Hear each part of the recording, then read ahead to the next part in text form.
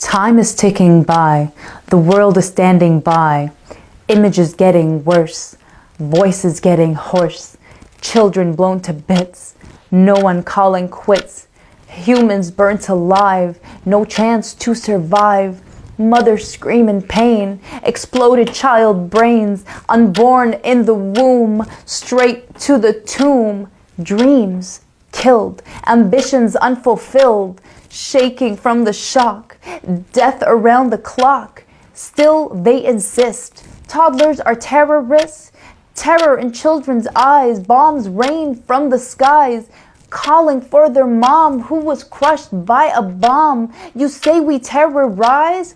Come, see our skies. Yes, that is a dare. Let's see how much you bear. No gluten for your bread, no graves for our dead.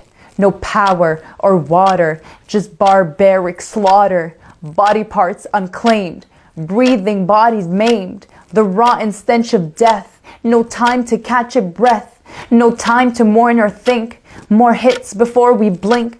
Hospitals under attack, trying to make us crack.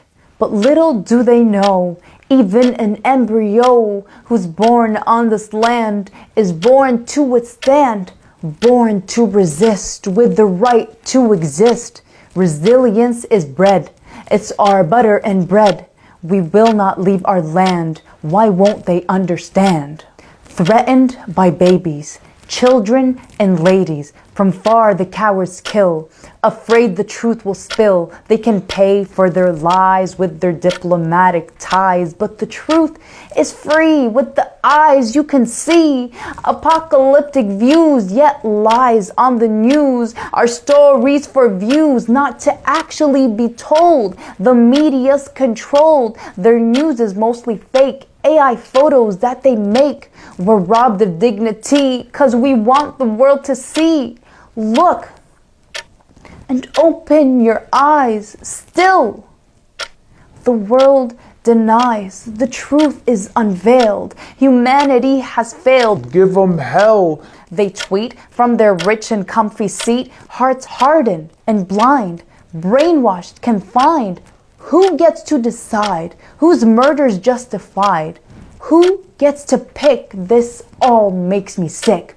We went back a century. Holocaust, slavery, white superiority. Animals are not so cruel. They don't mock and ridicule. Making TikToks of our pain, that's below inhumane. But the people awaken, outspoken, unshaken. Go, shut our accounts. We know you know our counts. That's why we're a threat. We simply make you sweat. If the G word is banned, it means you understand there is blood on your hands. Go censor and delete. Let history repeat. Politicians, two-faced. Our vote, what a waste. They're sly as a fox with their self-righteous talks. There must be judgment day, 'cause there is a price to pay. I heard a child scream. I wish it was a dream. This is reality. Shame on humanity. Time is ticking by. The world is standing by. But decades from today, we can proudly say I felt a fire in my chest and I passed this test. At least we say we tried to end this genocide.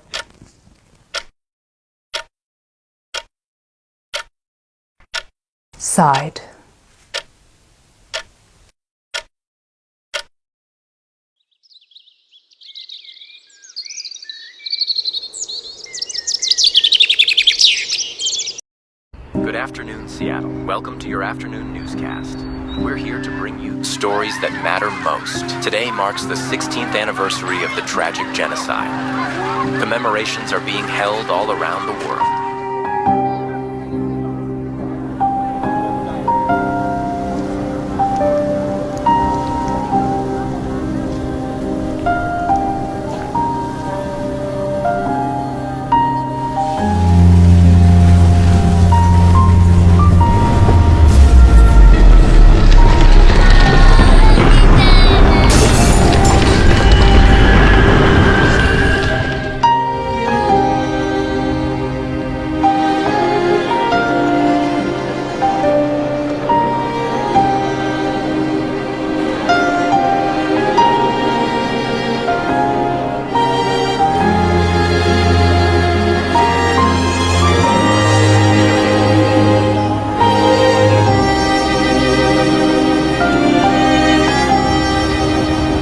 왜 아무것도 안 하셨어요?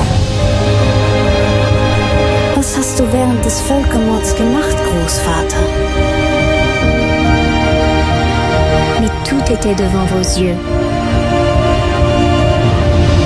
Did you just watch it? وفي ماما بينما يقتل أطفال مسلمين.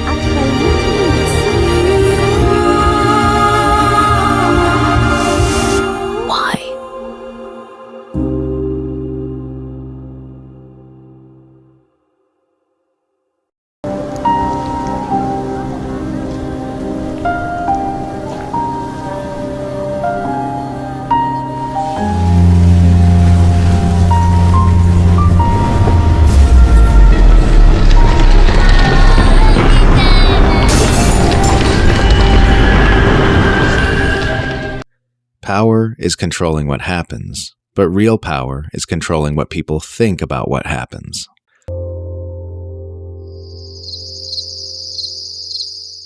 Please take your seats. The show is about to begin. Before it does, 2 public announcements. Firstly, out of consideration for your fellow patrons, please turn off your cell phones.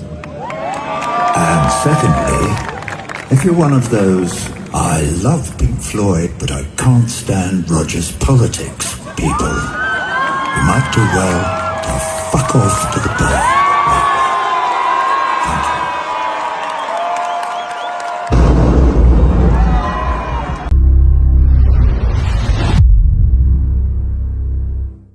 Well, we're going to skip the protocols due to the lack of time of our invitation and go directly to talk with my friends, Tim Anderson, Christian Nader, and for the first time in this space with the one who is currently one of the most brilliant exponents of what we call anti-imperialist guerrilla communication, Dr. Marandi. Dr. Marandi has been in Lebanon since a couple of days before the assassination of the great leader Nasrallah. Being Iranian, it's a special opportunity for us to meet with him and talk and analyze the reality of total war against an empire that is certainly the most genocidal in history. Well, first of all, welcome, Marandi, and thank you for your work. Thank you very much for inviting me. It's a great pleasure. Okay, first of all, I would like to explain that it's important for us that this is a conversation between comrades in the same trenches. We are all anti-imperialist communication warriors, and in this non-hostile environment, the important thing is to reinforce the arguments and the ways in which each of us works in this battle. One of the questions I want to address is the way in which you respond with a stoic smile, so the perplexed and open-mouthed speakers of the mass media, thus breaking their apparent strength, always based on the imperialist and genocidal narrative of the Zionist entity. And do you think that there is much of this success in dismantling their lies in the way you provoke their cynicism with your imperturbable smile? Well, you're very kind. I think that the truth is so obvious that when I smile, many people among the audience know what it's all about. And the Western media, the legacy media, the mainstream media, they have exposed themselves completely. In the past, it was more difficult than today to reveal the truth to people across the world, because the crimes that they've been committing in the past, which are similar to what they're doing today in Gaza and in Lebanon, were not so easily to see. Were not so easy to see. Now with the internet and with the ability for people to literally see the genocide, the Holocaust take place in front of their eyes, the Western media it's impossible for them to hide the reality. And the more they do so, the more they pretend that this is not what it is, the more they look ridiculous. So when I smile at them, I'm telling them that you look ridiculous and people see you as ridiculous, and people understand why I'm smiling, because people are not fools. These people are only discrediting themselves further, and they're doing it very rapidly.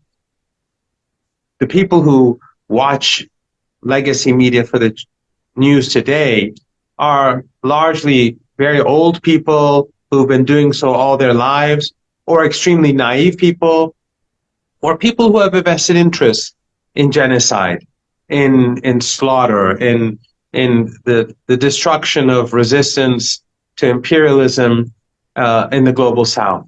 Other than that, everyone else knows what's happening. All you have to do is check your Twitter feed, even though Twitter is biased.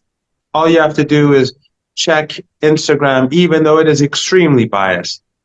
They cannot hide it anymore. It is there. We wake up with bad news from Gaza. We go to bed with bad news for civilians in Lebanon. However, the good news is that the Israeli regime has been exposed, the West has been exposed, and the axis of resistance is holding its ground, and it is killing this this colony through death by 1,000 cuts. Yes, I agree with you with the idea that they consider the audience like idiots, but they are very confused. At the same time, I want to tell you that your smile for us, the anti-imperialist warriors, is like the smile of the confidence on victory. It's a smile be sure that you are confident on victory. I have no doubt that we will be victorious.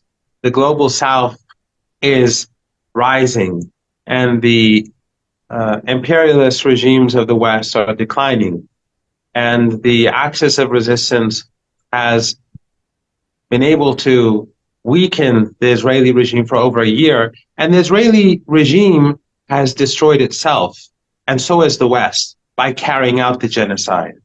By carrying out the genocide, the West has exposed what the true meaning of liberal values is. Genocide is a liberal Western value. Ethnic cleansing is a liberal Western value. And all of these are being carried out at a time when the West needs the rest of the world more than ever before. In the past, when they were overwhelmingly powerful, they could have imposed themselves on us. Resistance was much more difficult, fragmented. Now, the West needs the rest of the world. They need allies to be able to maintain their empire in some way or form.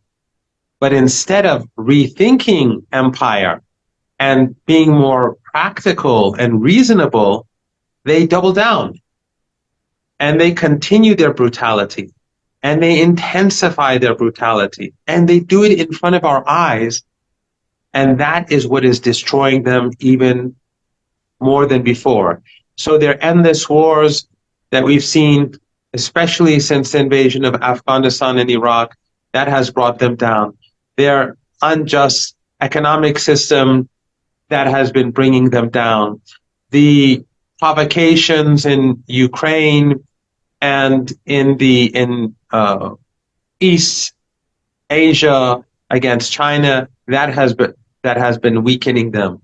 But what has really dismantled the empire, what is really destroying it, and is the removal of the mask of Western liberalism. The mask has been removed, and what we see behind it is utterly evil and ugly. And therefore, they are their own worst enemies. And so I have no doubt that as their economy declines, as their military capability declines, and as their soft power and hypocrisy has been utterly demolished, that they will be defeated, especially since the people of Lebanon and the people of the Axis of Resistance are awake. They are politically aware. They know what they're dealing with, whether it's in Yemen or Syria or Iraq or Lebanon or the West Bank or Gaza or Iran, or the broader resistance across the world that exists in Latin America and across Africa and across Asia. People have been brought to a stage of awareness where the Western media can do nothing about it. Yes, I think we are winning this fight, and our history task as warriors in the media, as anti-imperialist warriors, is precisely this: remove their mask constantly and with entire position. Okay, well, I'm going to ask you one question after Christian and after Tim, and we go there till you make the moment that you must go. Well, to start with current affairs, I heard you in an interview say that Netanyahu wanted to drag the USA into a total war as a way of escaping forward. I am of the opinion that nothing ad hoc does, while on a leash is done without the authorization and guidance of its master, that nothing Israel does is done without the instruction of the USA. But then I ask myself, what pushes the USA to open such a brutal front in the Middle East? Well, I believe that the empire doesn't have friends but partners, and it also lets them fall without shame whenever it seems necessary. And the USA, just as it has pushed Europe into the abyss, knowing that it's a sure defeat, wants to provoke an exhaustion on the anti-imperialist axis that is convinced it will not have the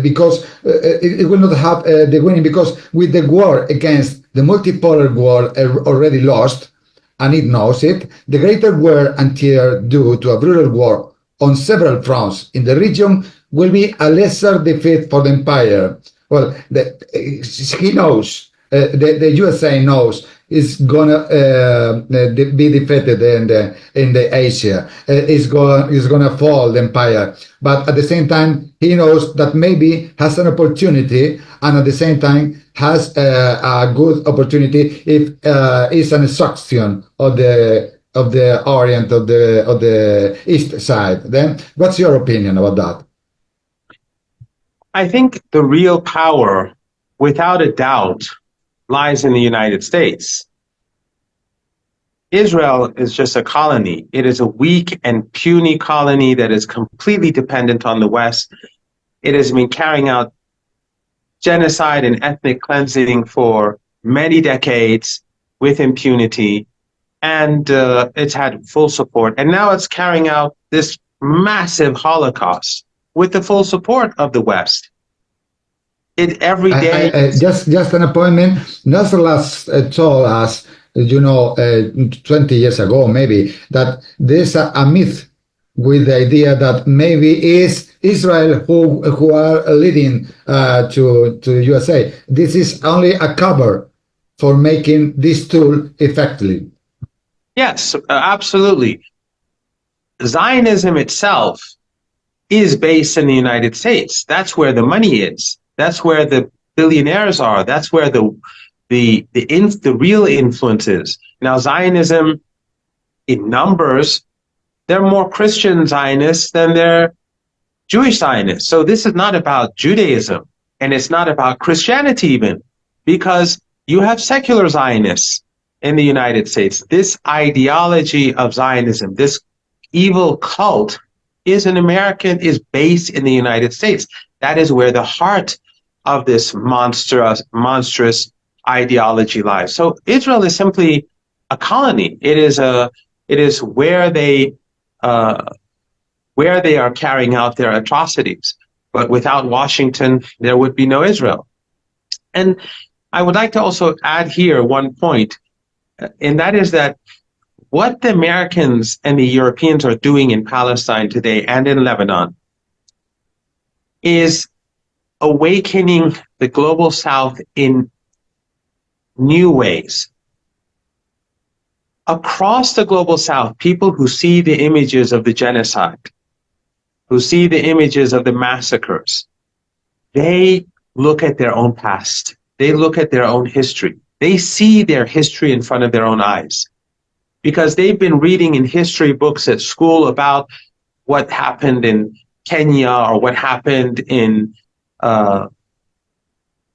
Cuba or what happened in Latin America, what happened to the Aztecs, or what happened in Southern Africa, or what happened in Zimbabwe or in India. They read about them. They read about these crimes, but it was a small part of their education, and they moved on. But when people across the world see this happening, they recall what the West did to their own countries. They recall how history was before and how this is merely a repeat of history.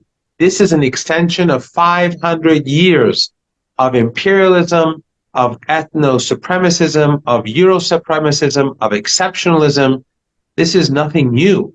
This is what they've been doing more recently in Iraq. This is what they've been doing more recently to the Cuban people by strangling them. This is what they've been doing everywhere. They strangle people, they destroy people, and they all do it in the name of Western values. And they pretend that Western values are about freedom and about openness and about equality, whereas they are the exact opposite. So what they are doing today is not just destroying the Israeli regime. It is not just destroying the credibility and image of the West, but it is creating a greater revival across the global South about their historic relationship with the West. So the center is in the West, and that makes it even more damaging, because this is not just the Israeli regime that is being destroyed, its image and its soft power being completely wiped away. It is the EU, it is the UK, it is Canada, it is the United States, it is Australia, and it is New Zealand. It is all these countries that are in bed with the genocidal criminals who are in Palestine today. Well, now I give the floor to the comrades, starting with those who don't know you. I introduce you to Christian Nader. Go ahead, Chris. Gracias, Txema. Well, first of all, it's a pleasure to be with Don Marandi, Mr. Marandi. I think when we finish, you got to give us the secret. Where do you get the patience to tolerate people like goons like Piers Morgan? For me, it's unthinkable to be 1 minute with that guy. It's impossible. I don't know how can you do it. It's really a pleasure. It's really an honor. And more in this date today. Right now it's 13th of October, but yesterday in Latin America it was October the 12th, and for the peoples of Latin America, especially the original peoples of this continent, it's a very special date because, like you said some minutes ago, it's not just American imperialism or the prefecture, the colonial prefecture that they created with the British, known as Zionism. It's also the history of the global South being plundered first by the Spanish, the Portuguese, the French, the Dutch, the Belgium, etc., etc. No, until the arrival of the Euro descendants, known as Americans or Canadian or Australian, etc. No, beginning with that, it was unthinkable 2 decades ago that a global alliance in the global South, that I prefer the term Southist. For me, it's more valuable, that example. It was unthinkable of an alliance between Venezuela and the Islamic Republic of Iran, the Russian Federation, the People's Republic of China, etc., etc. No? But all these countries, what have in common is that they have been plundered and victims of genocide of a process of 5 centuries, beginning in October the 12th of 1492 in 1492 until now. I think it's not coincidence that right now we're beginning to watch the dawn of the global imperialism, that the last representative of this imperialism is American empire. No, but right now my question about it, unintentionally, through the aggressions against Iraq, Libya, Syria, Yemen, the Islamic Republic, the Russian Federation, China, but also, for example, countries like Mali, Burkina Faso, all the countries under the Sahel, Latin America, they had provoked an alliance, maybe unintentionally, of nearly 2 billion people in all the planet. But they have also reminded us of the pathetic subordinate role of countries in the Arab-speaking world, like Egypt, Jordan, the Emirates, and even the Saudis. Well, even Morocco, for example. No, maybe I'm not talking about the people of Morocco or the people of Egypt. I'm talking about the regimes in those countries. No, Mohammad VI, for example, and not to mention, for example, Erdogan and his obscure role in the politics inside Turkey. No, what do you think will happen in the next days, months, weeks? I don't know. When if a large-scale confrontation happens, are the regimes afraid of the reaction of the peoples of these countries? Can, for example, look what's been happening in the last days in Bahrain. The people again have been on the streets protesting against the assassination of Hassan Nasrallah. So, what do you think will happen if a global, I mean, not necessarily a global confrontation, but maybe in Northeast Africa and West Asia happens? Because, I mean, of course, the Zionist entity is the center of a global strategic project in West Asia, but there are also other elements in this project, not all the the monarchies in the Gulf states, in Egypt, etc. What will happen with the peoples? What will be the reaction of these countries if about what's going to happen with the Zionist entity? Well, that's one of the things that we don't hear in the West and the Western media.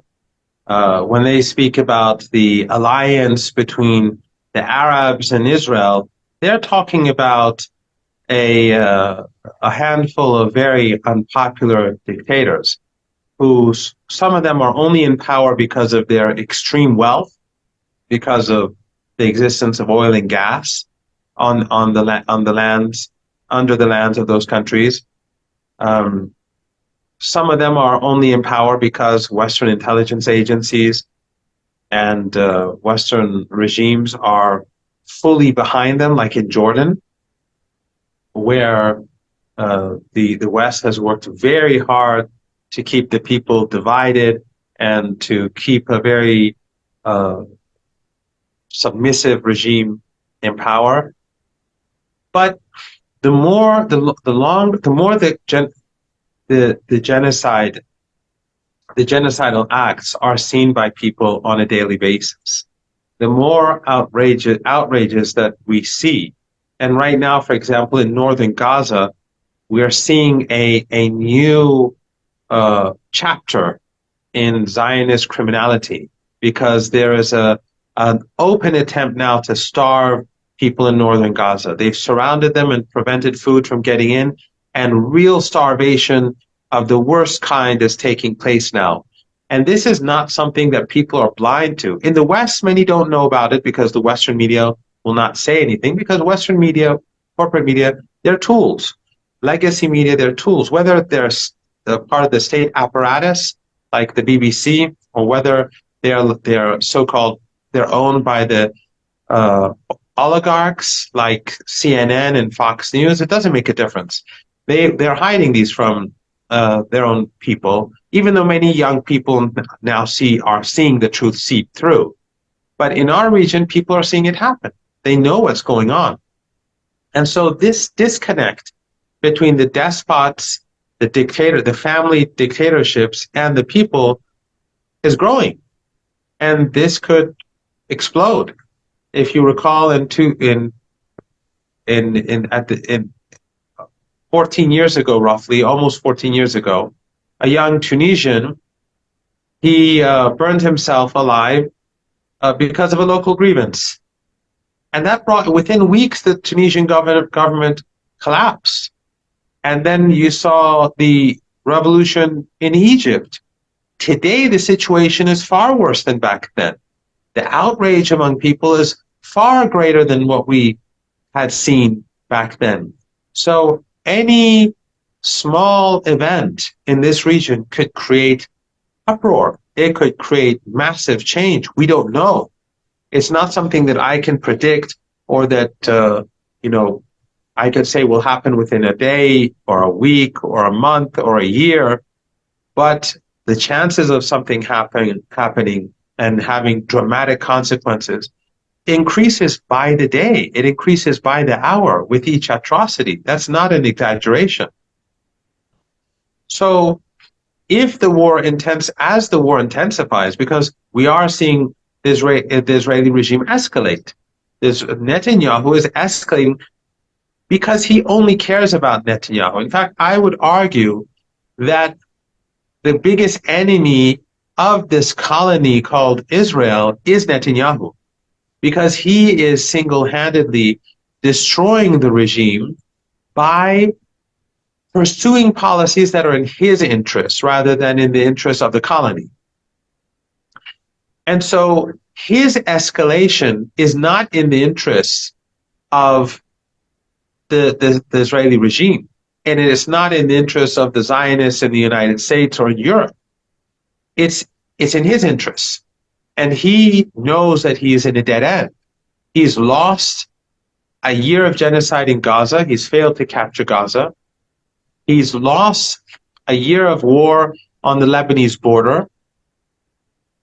And now, as he's trying to enter Lebanon and escalate, he's still losing. He can't advance. Hezbollah is defeating them severely on the border in the border battles. An astounding slap in the face to the Israeli regime. Over more than 2 weeks now, we've been seeing Hezbollah beating them back.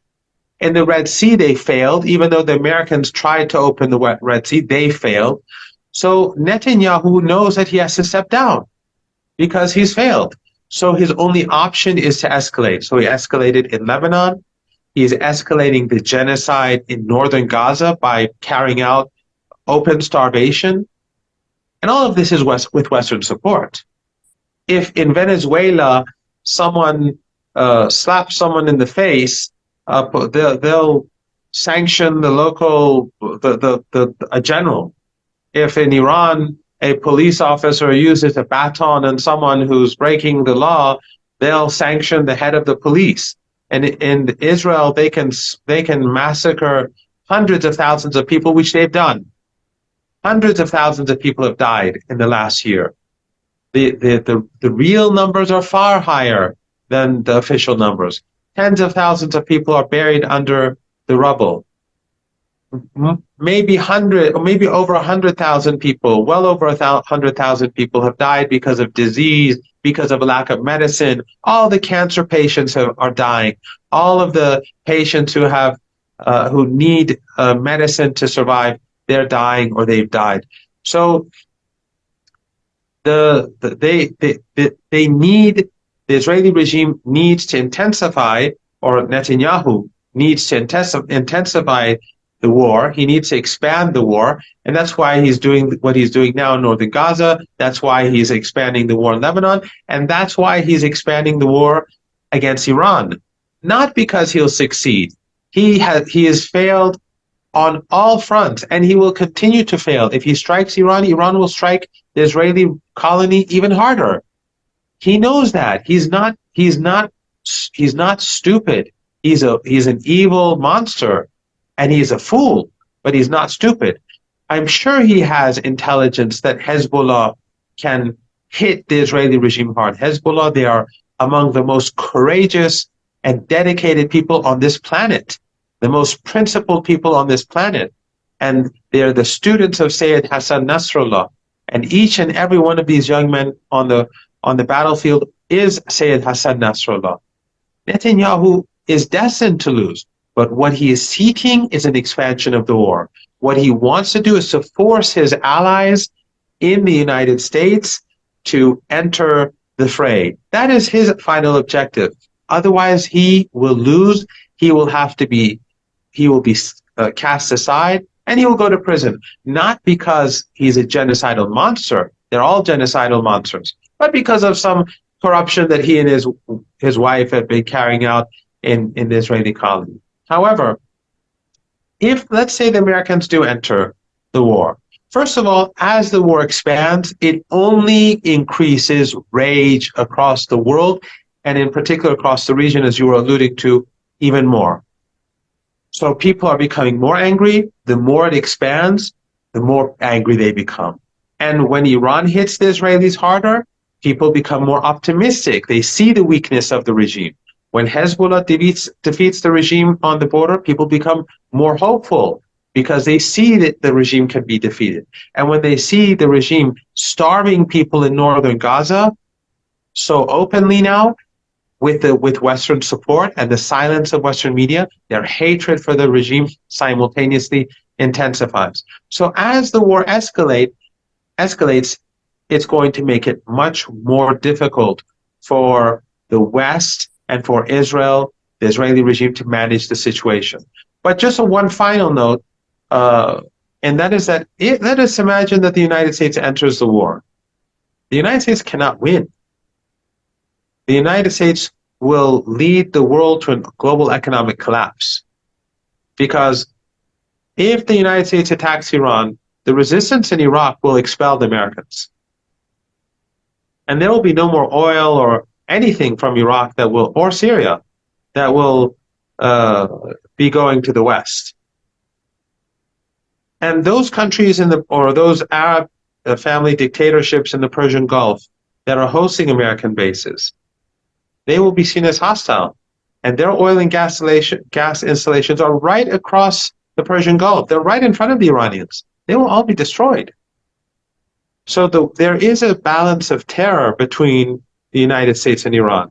So I find it very difficult to imagine that the Americans would actually get into a war with Iran, but nothing is impossible. But the more escalation there is, in response to your question, the more the world turns against the collective West.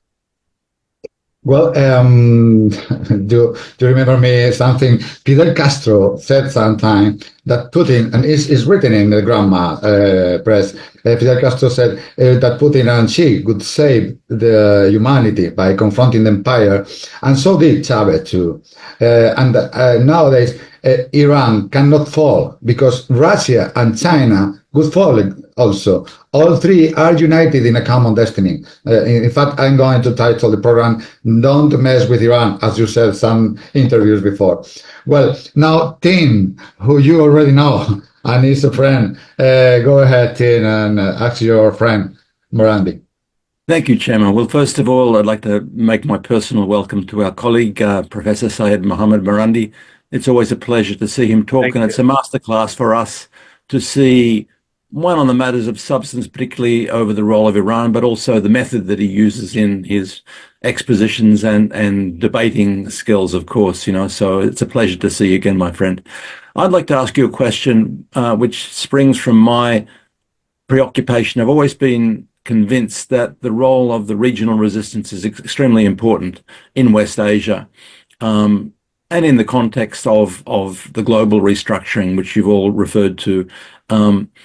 Two questions, really. One is about the role of the regional resistance in relation to Palestine and Gaza. Now, I've been looking at the documentation of the resistance activity that Iranian media has made on this, and it was clear that the resistance activity is being maintained at a fairly high level, but nevertheless, the role of the regional groups, in particular Hezbollah, but also the Iraqi resistance, the Yemeni resistance, and Iran, of course, itself, has played a greater role, or is playing a greater role now than was the case at the beginning of the year.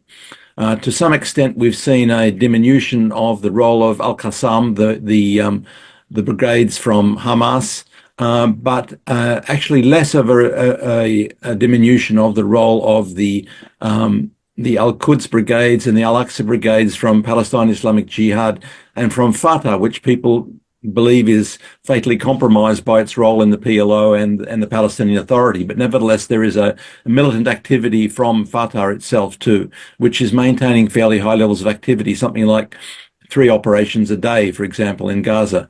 Now, nevertheless, despite that, the Hezbollah activity has increased, particularly with the attempted invasion of Lebanon. And so, in a sense, Hezbollah has been carrying a greater share. Like if you combine the Gaza resistance and the Lebanese resistance, something like 2/3 of the activity against the enemy is being carried by Hezbollah now. And there's really more or less a doubling of the Iraqi and Yemeni attacks on the Israeli enemy now as compared to earlier in the year, for example. Of course, the role of Iran, everyone has been waiting in face of a famous Iranian, let's say, caution, or should we say patience, strategic patience in each of its activities there. And I'm just wondering what your views are, Mohammad, on the role. Is there an increased role of the regional resistance now in relation to confronting the Israeli enemy, and how you see that playing out? Is it the case that the regional resistance is going to play a key role in the final collapse of this regime, and of course the reconstruction of any sort of state in Palestine? I myself believe there may be a transitional period where there's going to be an important role of the Israeli sponsors, for example. But Iran, to what extent is Iran going to play a direct role? To what extent is Hezbollah and Yemen and the Iraqi resistance going to play a critical role in the near future in terms of the destruction of this regime? Because, of course, the resistance has to maintain its level of activity simply to protect the people there in Palestine, in Lebanon, and to some extent in Syria too. There are increased attacks on Syria, and Syria, of course, has been compromised because while it plays a very important role in arming the resistance, it has its own occupations, its own wars to deal with. But so the first question is, to what extent is this increased role of the regional resistance important for dealing with the assault on the Palestinian people in Gaza?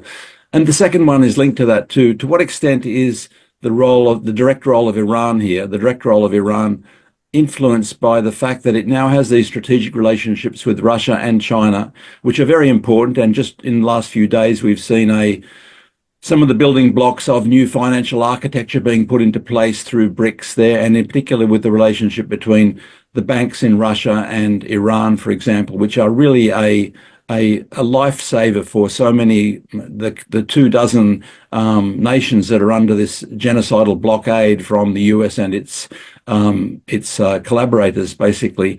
To what extent is there some sort of increase in the strategic patience or the caution of Iran because it may be a condition of the Russian and the Chinese that Iran does play a cautious role in the way that it exercises its power in the region? Because, of course, there is never unconditional support from these allies.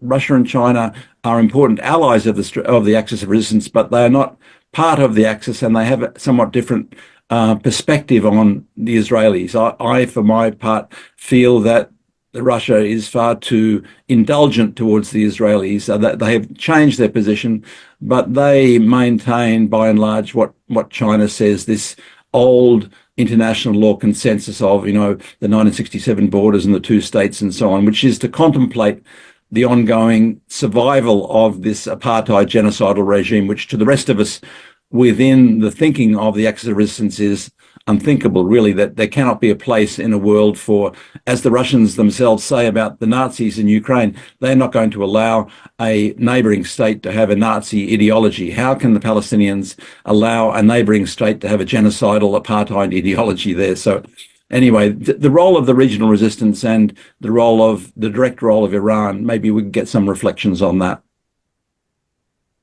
There are a number of questions there. I'll try to remember to answer as many as I can. Let me begin with Hezbollah. I think in this whole conflict, the most heroic role has been played by Hezbollah of all the resistance groups, because they willingly entered the fight. Hamas and Islamic Jihad and their allies, for them, this was an inevitable fight. They had to fight because the Israeli regime is intensifying the land grab and has been doing so for a number of years in the West Bank. It's been doing the same in Al-Quds, in Jerusalem, and the situation in Gaza has always been horrible, and inevitably Gaza will disappear as the West Bank gradually disappears. So for Hamas, it was inevitable that they had to strike the Israeli regime. Contrary to what the Western media is has been trying to project it as an attack on civilians, and the lies that we heard about rape and beheadings. Those lies were basically repeated in order to help justify the Holocaust that's being carried out against Palestinians. But what really happened on October the 7th is that Hamas and its allies defeated the Israeli colonial army that was surrounding this death camp. They beat them back, and the regime was humiliated. And we now know that the regime itself, through their own decision-making and the Hannibal Directive, they killed hundreds of their own civilians. And those civilians were being taken into Gaza as prisoners, and young men and women in a rave alongside the apartheid wall are all serving soldiers in the army or their reservists. People don't go to 10-year-olds, 11-year-olds, 12-year-olds don't go to a rave at 5, 6 a.m. So this was an attack on the Israeli regime that was carried out. But Hamas and its allies had to, because their people is being destroyed by the Israelis. But Hezbollah willingly entered the battle. They could have done a deal with the Israelis or the Americans, but they didn't. They drew away half of the Israeli army from day one and put pressure on the regime in order to allow the people of Gaza to breathe. If Hezbollah did not exist, if they were not fighting over the last year, Gaza would have fallen. And those who were saying that Hezbollah resistance and its fighting was token, they were basically they're bad faith actors. And now we see how important it was with the revenge that the Israeli regime is taking on the people of Lebanon. It shows the role that Hezbollah played. So Hezbollah, I think, even though Ansarullah has played an enormously heroic role, and they shut the Red Sea in the name of the implementation of the Genocide Convention, and the Americans struck civilians and slaughtered people in Yemen to open the Red Sea to the genocidal regime, but they also played a heroic role and prevented that from happening. But Hezbollah was more vulnerable because it is right alongside the border. So they are the biggest heroes of all in this. And the importance of Hezbollah, I think that we see today is possible, that their strength and their capability was possible because of Syria. Because Hezbollah uses Syria to receive supplies. And now we understand why Erdogan and a lot of regional leaders in 2011 did a deal with the devil, with Americans and NATO, to destroy Syria. The Western media likes to say that Assad killed hundreds of thousands of his own people. But what really happened in Syria was that NATO and its regional proxies killed hundreds of thousands of Syrians. The objective was to destroy Syria, to break the link between members of the Axis. Imagine if Syria had fallen to ISIS and Al-Qaeda and Jaish al-Islam and all these proxies that were controlled by these oil and gas-rich dictatorships, and Erdogan and Abdullah in Jordan and NATO regimes, and all those tens of thousands of foreign fighters that were coming in from Europe and elsewhere, facilitated by Western intelligence agencies and regional intelligence agencies, and with funding from across the region and the West. Imagine if they had taken Damascus. Aside the fact that they would have destroyed the people of Syria, and the country would have broken into pieces, and probably Mr. Erdogan would have received his piece of the cake somewhere in the north. But Hezbollah would not have been able to come to the aid of Hamas as it did. And Hamas and Gaza today would no longer exist. And just as important is the support that Syria gives to the West Bank. The resistance in the West Bank, we should not underestimate its significance.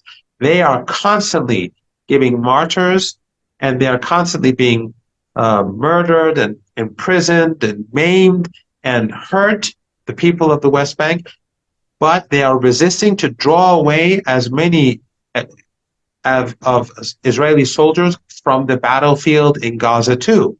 So they are playing a role similar to Hezbollah in their own way, and they are receiving support from Syria. So we see how important Syria was, and when we look at the situation now, we better understand why, on February the 12th, 2012, Jake Sullivan sent an email to Hillary Clinton saying Al-Qaeda is on our side in Syria. Al-Qaeda is on our side in Syria a decade after 9/11. 1 decade after 9/11, Al-Qaeda was an ally of the United States. And we know that ISIS came out of Al-Qaeda, and we know that all the other groups were affiliated to Al-Qaeda ideologically, like Jaish al-Islam and others. So Syria, within this context, is extremely important. But the role of Iran has its own significance. Obviously, all of the underground capabilities of Hamas, the weapon systems, the defense and Islamic Jihad in the West Bank and Gaza, obviously we know it comes from Iran. The capabilities of Ansarullah in Yemen to block the Red Sea to the genocidal regime, we know it comes from Iran. And the reason why the Americans can't destroy it, their capabilities, is that they too, like Hamas and Hezbollah and Syria, have their key assets underground. Syria too has its key assets underground. The Israelis may carry out airstrikes and blow up a few depots or assets, but the key assets are all deep underground, because the axis of resistance protects its key assets from the Air Force, whether it's the American Air Force or the Israeli Air Force. Their assets are well protected. But this funding and support comes from Iran. And of course, Iran's military capabilities, its underground missile cities and drone cities, which were created after the US invasion of Iraq and Afghanistan, these are all deep underground. And of course, it has been said that the Iranians have been in Gaza. It has been said that the Iranians have a significant presence across the axis. I'm not making a claim, or I'm not giving news. I'm just saying this is what is said. So there is a huge financial support, there's a huge military amount of support, and there's a huge support coming from actual Iranian citizens across the region, and even perhaps in Gaza. But the reason why Iran is careful about escalation is that Iran wants to make sure that the Americans and the Europeans and the Israelis are unable to turn the tables, because they have a huge media apparatus, and they're a collection of 40 different countries. New Zealand, Australia, the EU, the UK, Canada, the United States, and a number of proxies that they have here and there are by themselves a huge segment of the member states of the UN, and powerful and brutal. And some of them have permanent seats on the UN Security Council. So, of course, Canada, France, and the UK are weak regimes now, but they still have that status at the UN.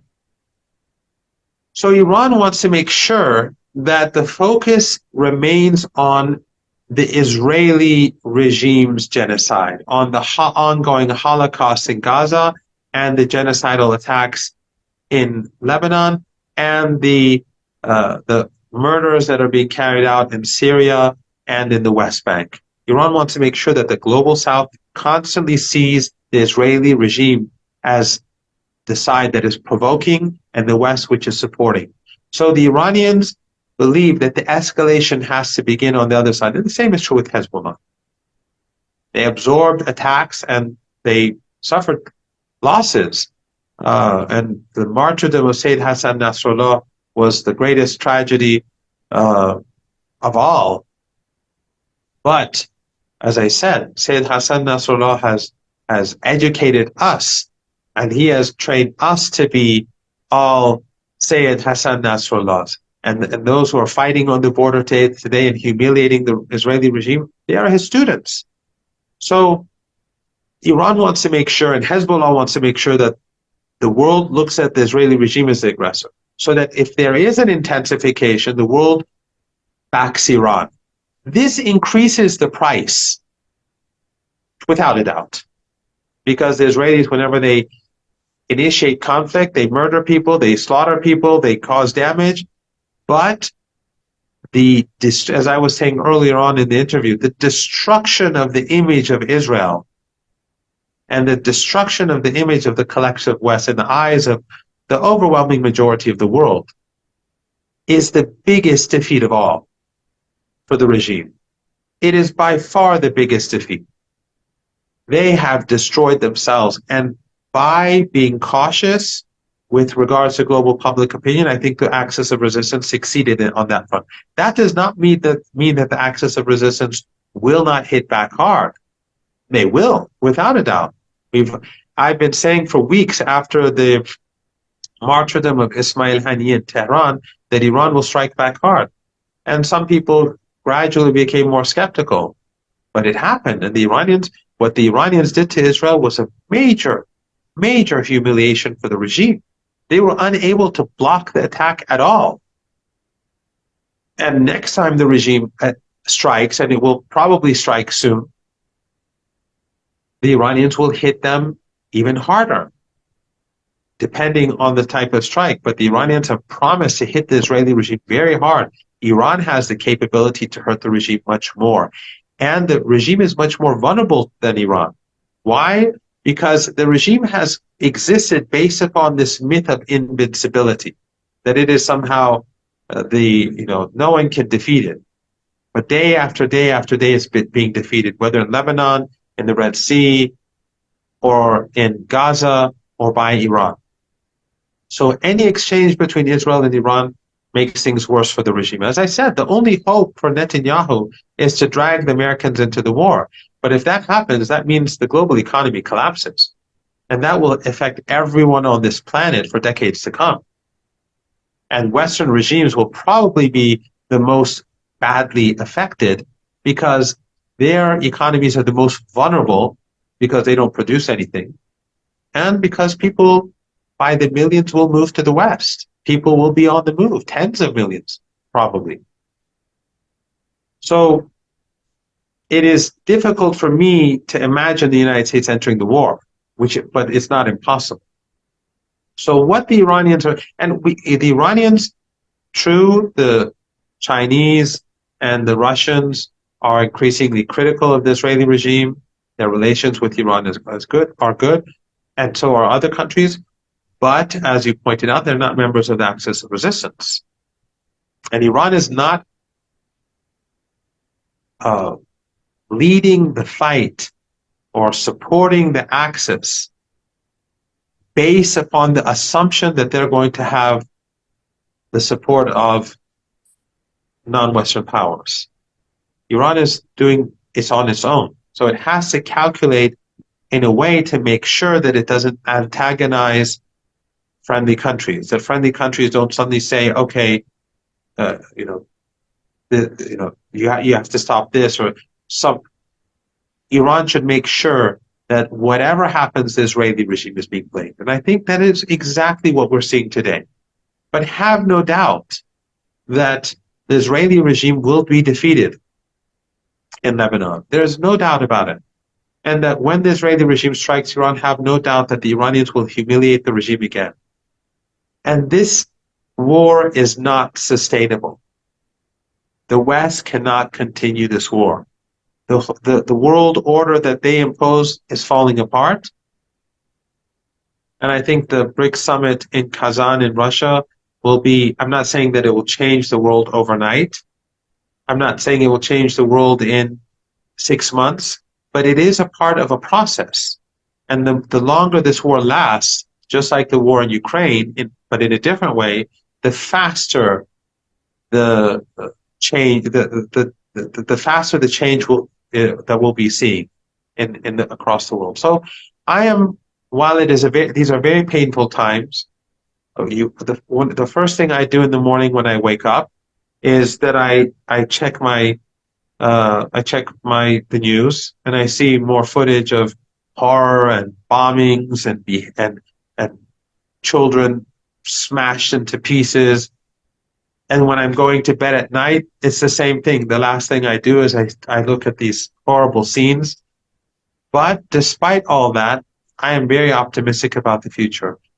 Never before in my life was I so optimistic for the long-term future of the Palestinian people. Because even in the West, young people in particular, have turned against the regime. And the longer the war lasts, the more cemented this hatred and hostility becomes for the regime. Well, I'm sure the BRICS will mark an important turning point in this global anti-imperialist war. We must see it as global. We must see the joint together resistance, axis of resistance in the action when Soleimani visits Putin, and at the same time the relationship between the resistance in all this region with Syria. I am very glad that you are pointing the great importance of Syria in all of this. Was really a pleasure. I know that you have some. You must go in a hurry. I really appreciate the time you gave us. I hope it will be repeated because you found it productive. We only desire that the victory. I'm sure you and me and all the allied people, the rest in this world, would see this victory. I always, every morning, I wake up and call my friends and family there in Lebanon, like Wafik Ibrahim and all my friends, because only to be sure that she is still alive. It's a hard time, but an optimistic time for all of us. Anti-Imperialist Ball is going to win. They know. Really happy. Really thank you for your presence here. Thank you very much for having me. It was a great pleasure. I would be honored to be with you again in future.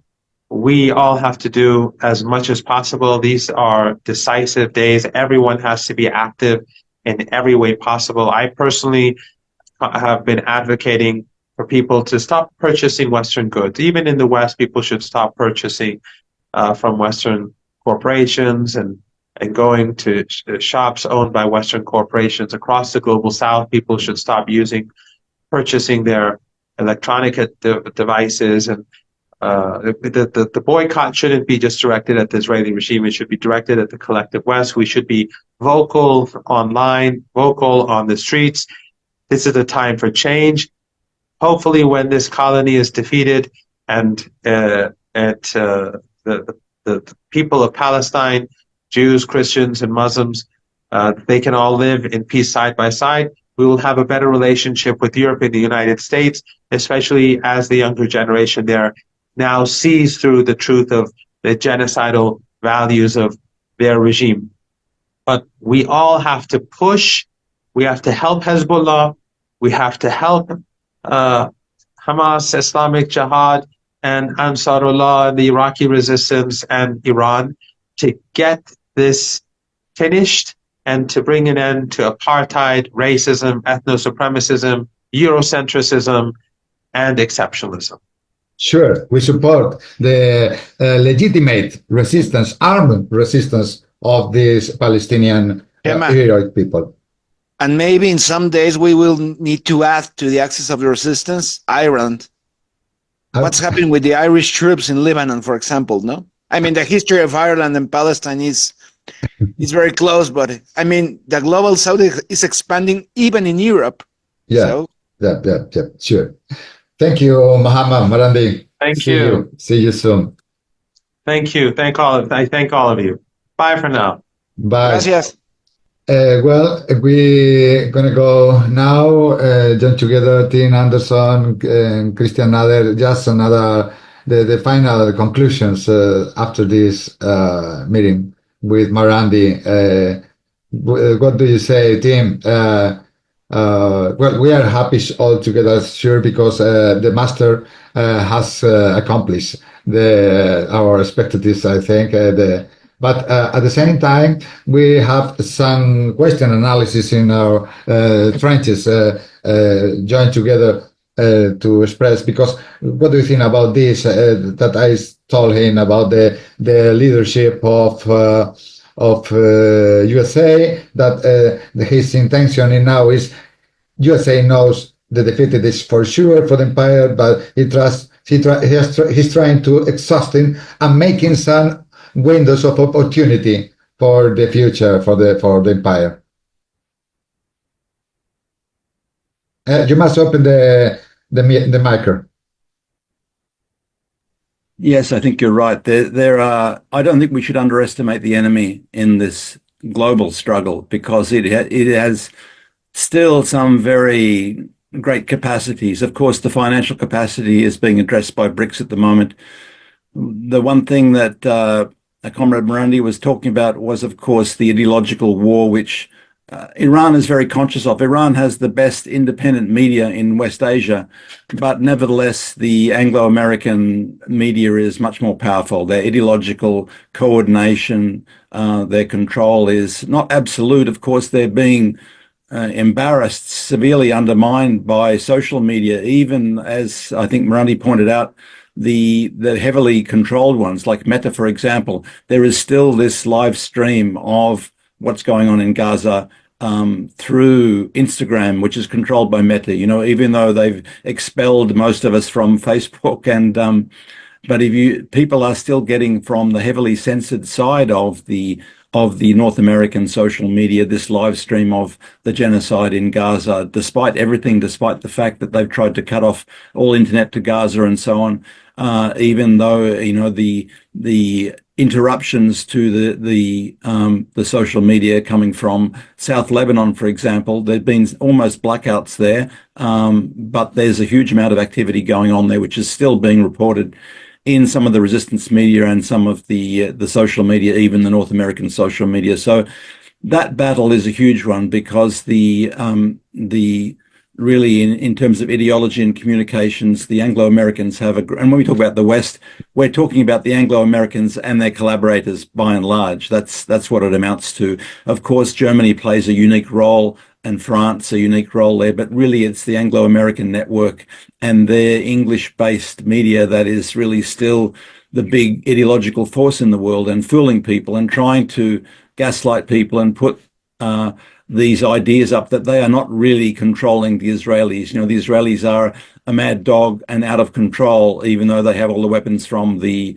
NATO states and so on. So there's that there. And of course, when it came to the dirty war on Syria, which of course I spent some time writing about, it was when they came to admit that all of their allies were funding and arming ISIS and Jabhat al-Nusra and Hayat Tahrir al-Sham and Jaish al-Islam, all these alphabet, soup of different so-called Islamic groups, which were not real, had no organic roots in the Islamic world, really, but they were created to discredit the Islamic world, the Arab and Islamic world, and to be used as tools, and to expand those tools to North Africa. You know, the Boko Haram and Shabab, all of those groups also funded by the Persian Gulf Arabs. You know, they, even when Biden and the former head of the U.S. Armed Forces, Martin Dempsey, were admitting that their allies were funding them and arming them with U.S. weapons,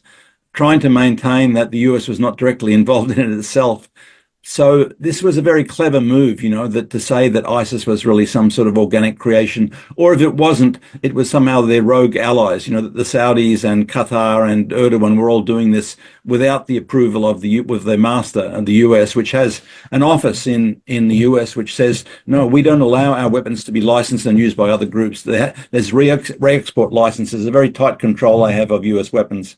But nevertheless, they tried to play that card with us that they were somehow independent players, and their Kurdish proxies and the other separatist proxies around Iran. So there's a huge ideological war there.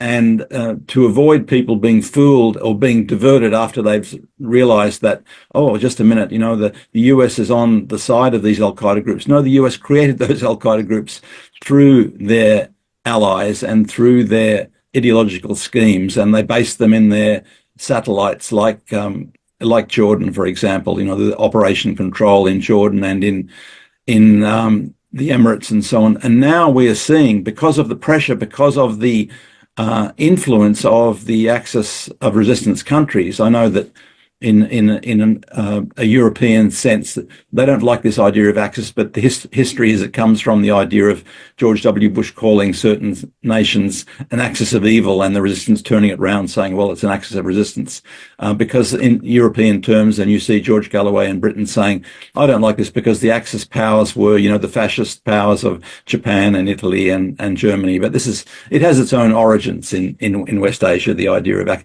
the resistance has made such advances that they are now putting pressure on these puppets, in the region. So the Arab monarchists, Monaco states, in the Persian Gulf, Qatar, the Emirates, Bahrain to an extent also, are trying to extract themselves from this situation, because as Marandi said, if the US enters a whole-scale war with Iran, Iran has pegged out, it has the crosshairs on the US military bases. Now, Bahrain has the biggest naval base in the region, US naval base. Qatar has the biggest US air base in the region. But we saw recently that the Emirates, which also had an air base in Abu Dhabi of US assets, US planes, decided to kick them out because they didn't want to be the meat in the sandwich, so to speak. If the US was carrying out operations against Iraq, the Iraqi resistance, the side of the resistance that is somewhat independent from the Iraqi government, which has its own problems developing an independent political will there because it's so infiltrated by the occupation there. There's some really serious problems in Iraq. I was there recently. I can tell you there's some very serious problems still caused by the ongoing US occupation of Iraq. But the Emirates didn't want the US planes to be bombing Yemen, to be bombing the resistance in Iraq, and get drawn into it in that way. So we're seeing now a move by these collaborators to try and retreat to a type of neutral space. Who knows if they'll have the capacity to do it if things really get hot, but they want to be out of there. You know, the Saudis want to do business with the Chinese. They have got this normalization with Iran, but it's not really normalization because they're still funding, you know, Iran International to run propaganda against Iran. And the propaganda against Iran is very important. It's something that the US has been very skillful at. They're trying to poison people's minds about the role of Iran in the region. I guess that's why it contributes to that strategic patience or caution that we see from Iran in being involved directly in the war that's going on. So, but it's had an effect. You know, the Saudis are repositioning themselves to some extent. They still haven't joined BRICS. They've been invited. They didn't take up that opportunity. I'm not sure. I think the leader, you know, MBS is not going to Russia for the current meeting. So they're still cagey about that. The Emirates, of course, you know, they're normalized with the Israelis, but they don't want to be drawn into a war with Iran, and similarly with Qatar, which has benefited from better relations with Iran since the Saudis turned on them, because, you know, there's this historical jealousy that the Saudis or the Wahhabi ideologists in Saudi Arabia have with the Muslim Brotherhood, which Qatar's in and Turkey's in. Al-Qaeda versus Daesh in Syria. Yeah. So all of the, you know, the sponsors of those different so-called or wrongly called Islamic terrorist groups put up by the US and its collaborators, basically, the hostility between them has a lot to do with the politics between the sponsors, basically. So, but nevertheless, the fact that a lot of them want to retreat to a neutral position and not get involved in a Iran-US shooting war, for example, tells us something, that really this pressure is coming to bear on those countries. And say the Emirates, for example, they're smart. They have a relatively diversified economy. They're not totally dependent on oil in the way that the Saudis are, for example, and they've got, you know, this international hub in Dubai, for example. So they don't want it to be all destroyed because they are mindlessly supporting the Israeli regime and going to get drawn directly into being a base to be used against Iran. They don't want that at all. So even though they have a limited room to move in terms of their autonomy, and similarly with the Saudis, and I said to someone once, I think in Syria, I asked them, how far can the Saudis go before they get the Saddam Hussein or Manuel Noriega treatment, you know? Because, you know, the US doesn't tolerate collaborators who try and assert too much independence. We saw that in Iraq and in Panama when the whole country was invaded to arrest Noriega on some false pretenses, basically. But the Emirates don't want to be in that situation. The Saudis don't want to be in that situation, and they know their masters very well. They know and they resent the control that that Washington has over them. I'm sure the Saudis resented the fact that Trump treated them with contempt and said, look, they're our puppets and they'll do what we want, you know, because they'll buy our weapons and then they'll do what we tell them, you know. They don't like that. But they have a limited room to move, but they know they have some room to move. So actually the pressure of the resistance on all of these collaborators is quite an important factor too. Sure. Well, after the last question will be for your presence in Russia in the event, the impression that you touched there about the relationship with this leadership of the Axis of Resistance. Well, Christian, before you fall asleep, because it's, I think, 3:40 a.m. In Mexico, there's a time for you to go with a coffee or something like that? No, I mean, there was so much things I would like to ask Tim and also Marandi, but I mean, we are in 4 continents right now, if I'm right. Yes. One thing I know, the actions of the Zionists and the American Empire, of course, the cultural war, it's one of its biggest weapons, disinformation against the peoples. But there is also, I don't know how to say it in English, it's refrito. It's like remake, like a remake, I think. Yeah, it's like a remake. For example, in the last days, I think you have watched it, Txema and Tim. There have been parading Reza Pahlavi's son, and they're betting that he will soon be enthroned in the Golestan Palace in Tehran. and they're trying to demonize even more the Islamic Republic, trying to More than Russia, indeed. yeah, and they're taking the Reza Pahlavi's son, the prince heir to the throne of the well of the Persian kingdom in their words, and they taking him to Tel Aviv, and then they take him to Paris, then to London. So I mean, yes, there are new strategies in the cultural war, but there are also this remake again and again and again against the Islamic Republic of Iran. So I think there's going to be a point, right? I think we're watching since 1 year ago that even in the epicenter of the global powers, the people, I mean, they don't buy it anymore. No. They are tired of that strategy. So right now, I think we're watching, and I say it again, the dusk of global imperialism, of 500 years of imperialism, in fact, because it's not just Americans. It's before them, all the satellites, all decrepit empires that are behind them. And I think that for the first time in the last 500 years, the nightmares, Zbigniew Brzezinski and all these characters of all these goons in the global think tanks and power, se está materializando. Se está haciendo real, it's making it real, because it's not just the union, the alliance between the People's Republic of China and the Russian Federation, but also the Islamic Republic of Iran, and also in other latitudes, in other contexts, such as Latin America. For me, and I'm really expressing it, it was unthinkable 2 decades ago, beginning with the project of the New American Century, that was a total failure. Maybe it was a total failure because we have war after war and after war. But it was unthinkable to see an alliance in 4 continents, even in 5 continents. What's happening, for example, in very near Australia, in fact, in New Caledonia, for example, no, against the French Empire. And it's a reality that maybe we can't contemplate because in the last half millennium, we nunca le hemos visto. It's the first time we're watching a new reality. So for me,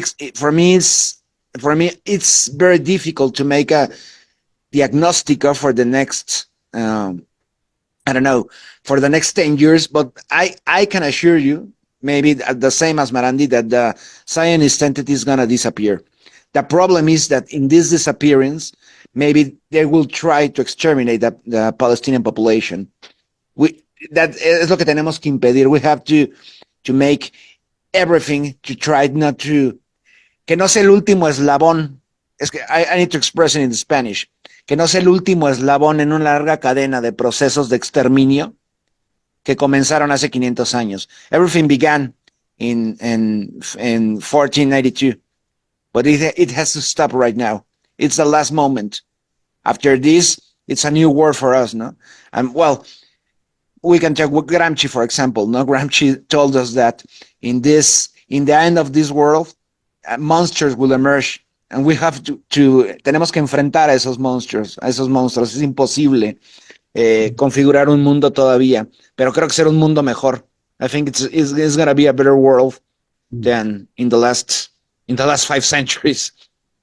Well, the last link of the chain, I see in translator. The last link of the chain, I don't know if this is the best way to do it. To say. By the way, Reza Pahlavi, the last Shah of Iran, finished his days very near Mexico City, in Cuernavaca.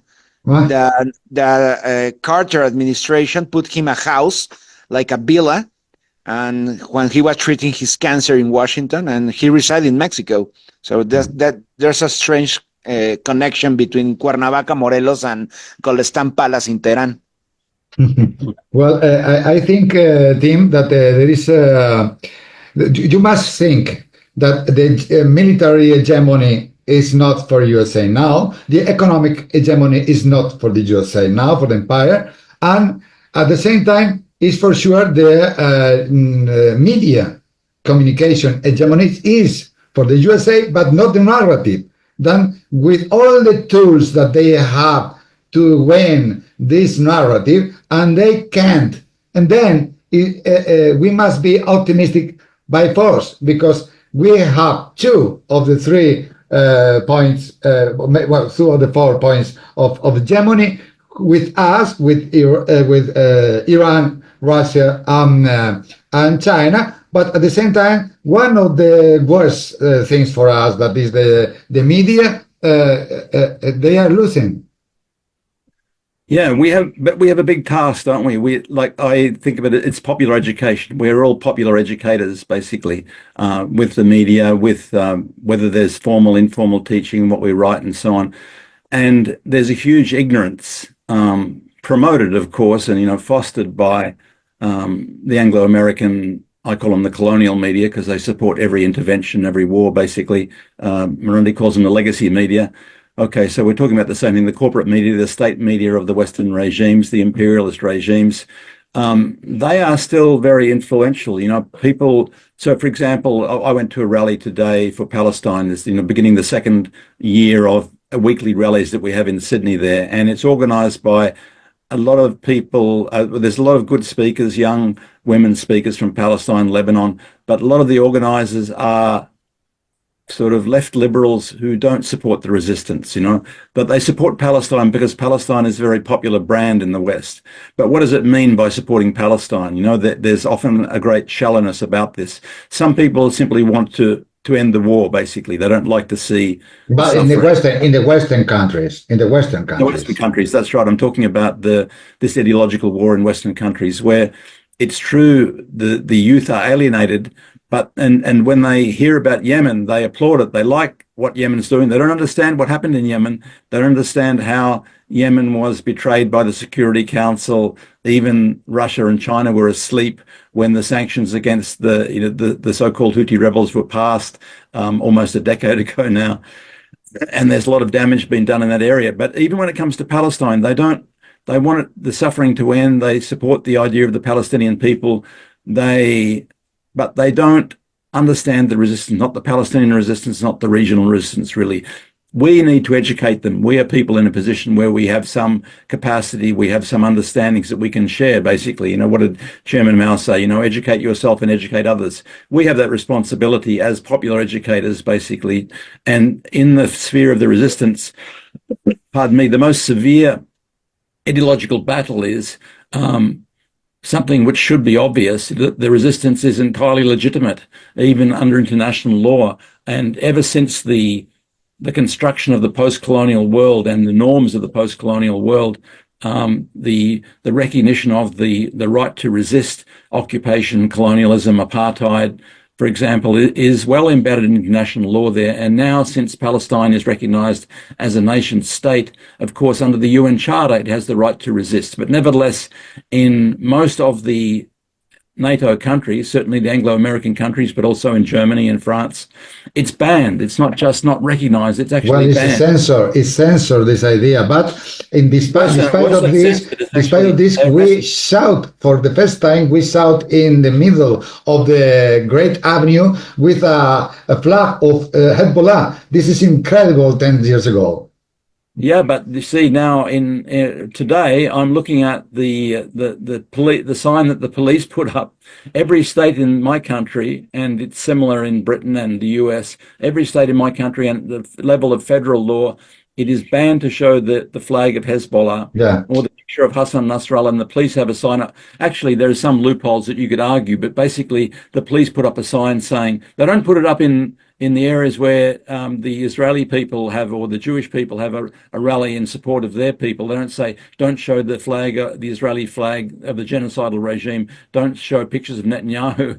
But they do it when Arab people and people supporting Palestine are there. No, it may be an offence, it's a criminal offence. So it's not just being censored, it's not being like pushed out of your work like I was at my university. It's actually a criminal offence where they can jail you for up to a year.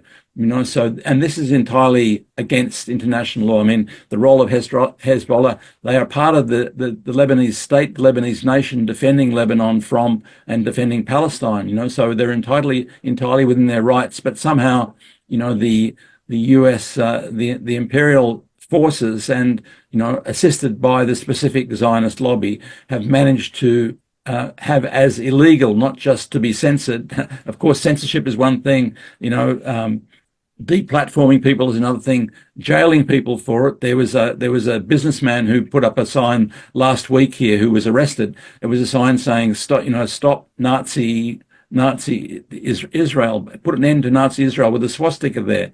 I am writing an article at the moment saying that the parallels between the Nazi regime and their methods and the Israeli regime is entirely justified. And there are many, many prominent Jewish people, including Holocaust survivors, who say the same thing. But here, it's not just a question of censorship, it's also deplatforming, losing your job. This businessman who has a few restaurants had them targeted within days. Within days, companies had boycotted this restaurant. They had taken them off the major newspapers of Melbourne and Sydney for restaurants reviews and so on. They have an incredible network. The Zionist network can shut down businesses, for example, which defy that. And the guy was so scared, he went to his barristers and made a groveling, humiliating apology. I was very sad to see him do it, but people are scared because they can be these resources that they have. They call it the civil version of it. They call it the Zionim. Mossad activates it, but they have a lot of people in their network who are activated for certain campaigns, and they have tremendous economic power, of course, backed by the corporate media, the legacy media and the state and so on, but also, these big Anglo-American companies like the Murdoch media and so on that can activate these campaigns to deplatform people, even jail them. This guy was facing 12 months jail. So he pleaded guilty. He made a groveling apology to the so-called Jewish community, which was really the Zionist community. So there is a battle there, and I think it's a lot to do with resistance education. We have a lot of good potential resources to use in this battle, but we really do need to educate our friends, people who think that they support Palestine, but what do they do to support Palestine? There is also, I believe, subversive campaigns there, because Palestine is such a popular brand, that we have what I call liberal Zionists who are trying to be in there and argue a point which will become important when the regime does collapse, because I always remember that when other racist regimes collapsed in South Africa and in Zimbabwe, there were very important initiatives by let's say, the liberal side of apartheid and racial regimes to try and maintain those privileges. And look at what's happening in Palestine. Even, I think, this UN rapporteur, Francesca Albanese, made the point, even if you abolish apartheid tomorrow in occupied Palestine, you say, okay, the Netanyahu regime goes, there's some new Israel Mark II, and they say all Palestinians have equal rights now. People would be so shocked by that they will think, wow, it's all over. But it's not all over, because you have, 10 million refugees. You have enormous land theft to deal with. That wasn't dealt with properly in South Africa. It wasn't dealt with properly in Zimbabwe. Zimbabwe is suffering now as a result of not having substantial economic reform after the collapse of the racist regime there. So there are lessons, I think, good lessons, and also, the mistakes of the transitions in Zimbabwe and in South Africa that have to be learned. And so there are some important educational steps there that people such as ourselves have to learn about and then spread that understanding. And that's why I think the idea of our role as popular educators of the resistance is a very important one. Yes, I totally agree with you. Indeed, we must have a wider image of the global war, but also the ideology war now that is standing, and for sure there's a battle lot of ideas. The battle of ideas, Yeah, battle of ideas, yes. Like great Chavez and Fidel. This battle of ideas is happening now, but at the same time, we must show the people that the enemy is the same, and we are living now in totalitarian regimes.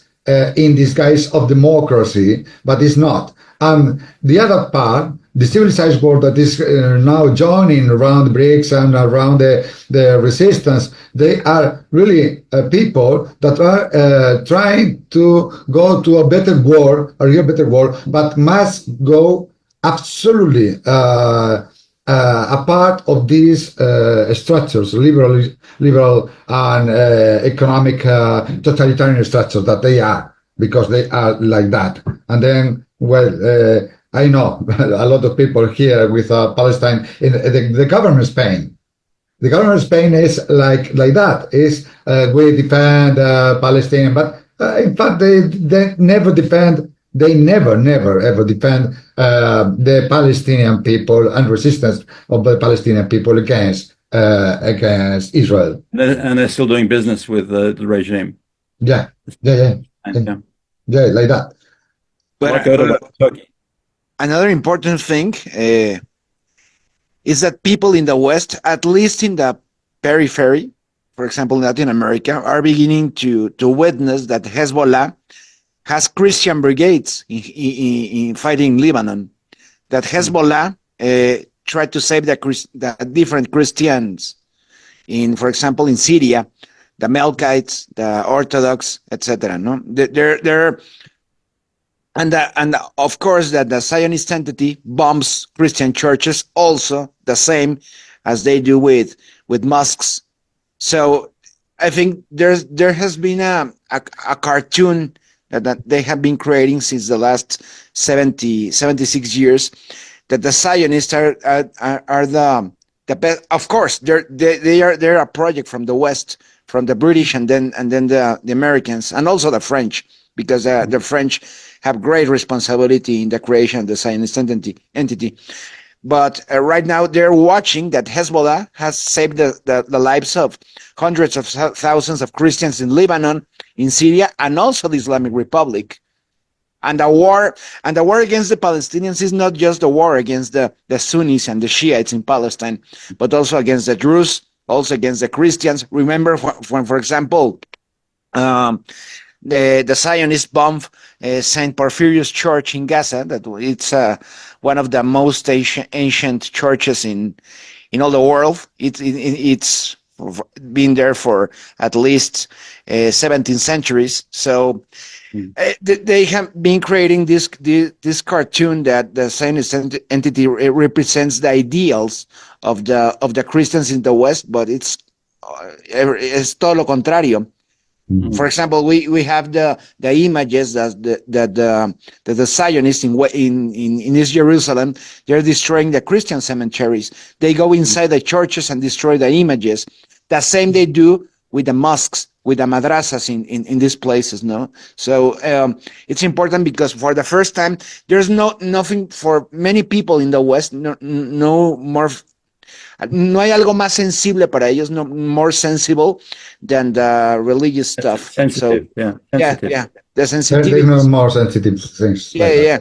And for the first time, they're witnessing that maybe the Muslims are not the real enemy.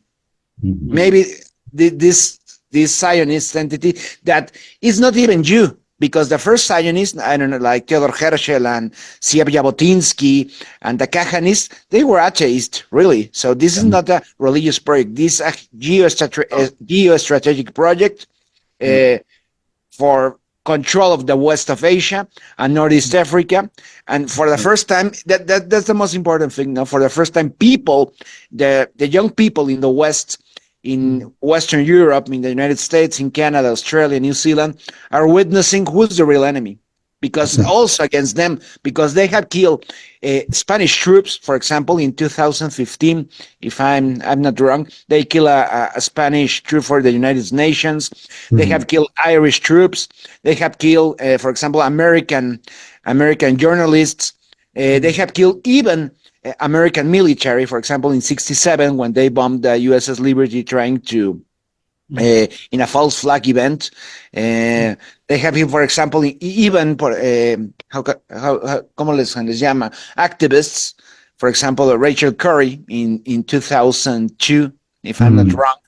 So for the first time, they're watching the monstrosity that is the Zionist entity, that it's also el reflejo, it's the successor of all the colonial empires. So what happened in Australia in, I don't know, 300 years ago, in the final days of the 18th century, it's really that the same thing that the Zionist entity has been making since 1948. No, the same in Canada, the same in the United States. So that I think there's a point in la historia, in the history of the global South, that that was going to happen, and it's happening right now.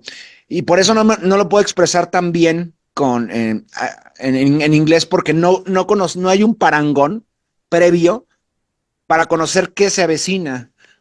Porque en los últimos 500 años, the last half millennium, we've been living under the boot of the Western nations, of the Western empires. And for the first time, estamos contemplando un mundo que no podemos entender.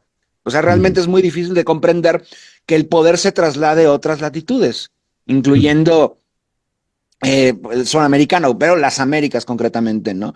Países que han estado a merced de esos imperios, primero los europeos y luego los estadounidenses, ¿no? And for the first time, we're watching a strange new world. Well, Christian and Tim, I let you the last interventions now. My last is only to say you thanks for working together with me in this trench, and well, I hope we will go again next time with Marandi also. But I'm gonna say that maybe our work in this culture change, this lobotomized people of the Western country, is to go ahead bread against this contemplate narrative, because this is the only way to win. When you go medium size, you fall again in the same hole of you can see for example Milei Milei in Argentina is go for the medium size. No, don't go so don't upset you mustn't upset the empire. Well, the empire then knows that you are afraid of, and then he goes like a wolf against you because he can smell the fear. But even he's going back to China now, I believe. He's going back to China with his cap in hand because the evil communists. Right now he's going to Peking, so like that. Well, we're going to have very soon another victory with the BRICS. We maybe see a lot of things happen this week, and we can go again join together. And let you, Christian, your last word for today, and then after we'll let Tin Anderson, that speaks better English than we are. We are Spanglish, of course. Yeah, and maybe it's the best one to close this program. Go ahead, Christian. Aprovechando mi ventaja. Okay, so taking advantage of my my first language, English. Look, no, I think thank you, Txema, for doing these, for hosting this, and having the patience to get Marandi on. He really is one of our heroes, one of our teachers, in giving master classes in these things. But I really believe we are on what Fidel called the battle of ideas, and this is what we're engaged in.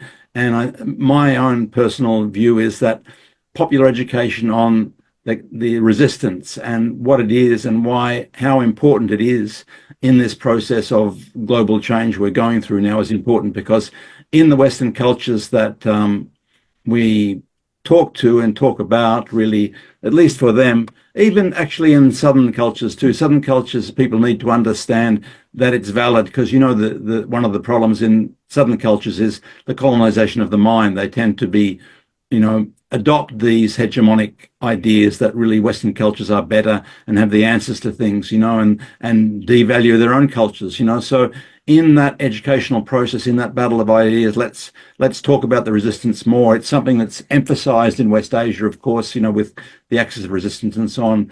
And in Latin America, we call it anti-imperialism, and we call it now there's an anti-fascist movement that's been launched from Venezuela, and Cuba's joined in. But really, I think that when Fidel spoke of the battle of ideas, and he was channeling Jose Marti, wasn't he, really? So we go back to Jose Marti. Let's let people know about what Fidel and Martí said about these sorts of things, and let's make it real by talking about the actual forces of resistance that are going on. Because, as I said, the people that come to these Palestinian rallies, the young people, they're very good, but they don't understand really what's behind it, the importance of the resistance. They understand, for example, why the Palestinian resistance is so important, why the regional resistance is so important, and why these cross-continental links that are being made and we're being part of now are so important too. I think all of us are quite excited to see that now you have these links between Iran and Venezuela, and Russia is playing a role in multipolarity. The whole idea of multipolarity was a Russian idea in the 90s, by Primakov, but it was popularized in Latin America by Chavez, wasn't it, really?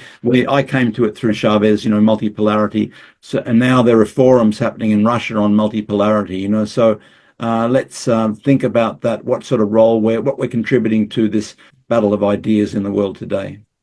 Thank you, Txema.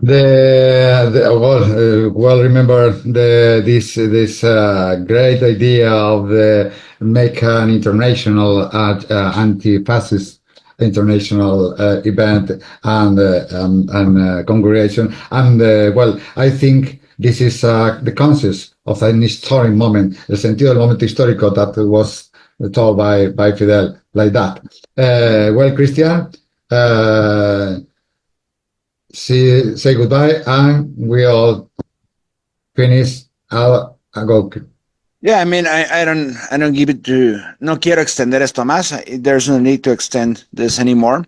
Just speaking about Palestine, because I mean, it's what brings us together right now. Even before Fidel, even before the ideas of the multipolar world, I mean, it's been an idea that has been floating since Bolivar time, for example, in Latin America. Even, for example, in the perspective of some Islamic perspectives, it has been floating since the rise of Islam in 14 centuries ago. But in the modernity, at the beginning of the 20th century, there was a guy that told us Tierra Libertad, no? And that guy was Mexican. That guy was Emiliano Zapata, also from Morelos, to the south of the Valley of Mexico, Mexico City. And that's the same premise of the struggle of the Palestinian people, Tierra Libertad, earth and freedom, I mean. No? So the idea of multipolarity is, of course, it's not ancient, but we are looking at it, and it's the only way to respond against a global system that it's global, and the only way to resist to that empire is una lucha conjunta, a united struggle in multiple fronts, from multiple perspectives, and for the will of the peoples. I mean, no, sí, por supuesto, se habla de, we talk about the Islamic Republic, the government, the Russian Federation, the People's Republic of China, Venezuela, Cuba, but all this for the peoples. There's no more. The people of the world united against the empire. The empire with many names, of course, no? The empire of the Habsburgs, the empire of the French, the American empire, and of course, their puppets, the Zionist entity. Well, thank you all. Since this anti-imperialist friends with the best friends I have now, thank you very much. It was a pleasure, and this will be in. Wait. Yeah, I will show you. I will send you something important to put it in an image you have to use right now in WhatsApp. There it goes. Okay. Check it out. I check it. Okay. Oh, It's a beautiful image. Okay. Gracias, Tim. Gracias, Txema. Gracias. Mira, lo que nos pasa, el camarada. Parece. Right. Muy buena. Thank you. See you. Thank you.